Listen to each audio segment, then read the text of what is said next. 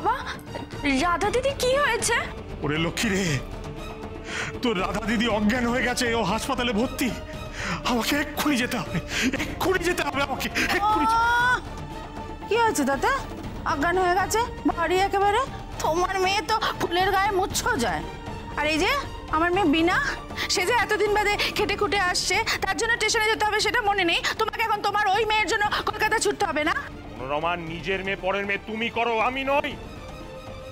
আমার যে মেয়েটাই অসুস্থ হয়ে হাসপাতালে ভর্তি থাকুক না কেন, আমি তাকেই আগে দেখতে যাব। আমার মেয়েটা অজ্ঞান হয়ে পড়ে গেছে, হাসপাতালে ভর্তি হয়েছে, তাকে আমি দেখতে যাব না? না, যাবে না। তোমার এই ধুমসি মোটা মেয়ে, ও তো এমনি এখানে সেখানে আছাড় খায়, এবার নতুন কি আছে? তার জন্য সব কাজকর্ম ফেলে একেবারে দৌড়াতে হবে তার কোনো মানে নেই। কেন গো?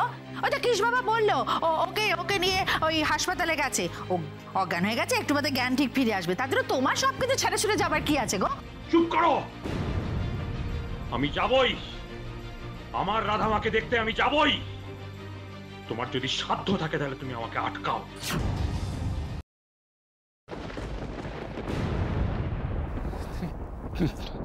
ডক্টর, রাধার জ্ঞান ফিরছে না কেন? ডক্টর, ডক্টর প্লিজ আপনি কিছু করুন। Doctor please do something. Doctor, আস্তে আস্তে, পেশেন্টের কেবিনে এভাবে চিৎকার করবেন না। আপনি নিশ্চয়ই কিছু জানেন, আর সেটা আপনি আমার থেকে লুকোচ্ছেন।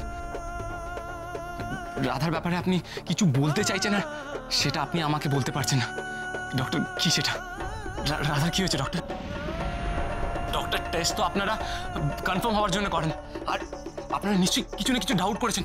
কি সেটা ডক্টর? রাধা বারবার এভাবে দুর্বল হয়ে পড়ছে কেন? কেন অজ্ঞান হয়ে যাচ্ছে ডক্টর? দেখুন, ওনার যা সিমটমস দেখছি তাতে আমার মনে হচ্ছে বিষয়টা ভালোর দিকে যাচ্ছে না।